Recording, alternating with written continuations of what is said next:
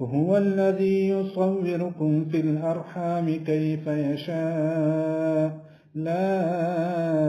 إله إلا هو العزيز الحكيم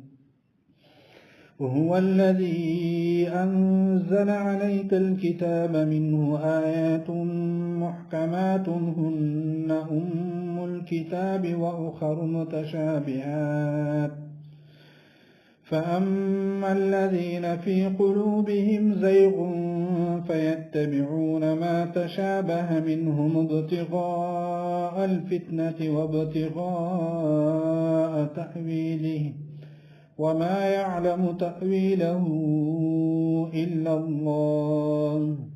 والراسخون في العلم يقولون آمنا به كل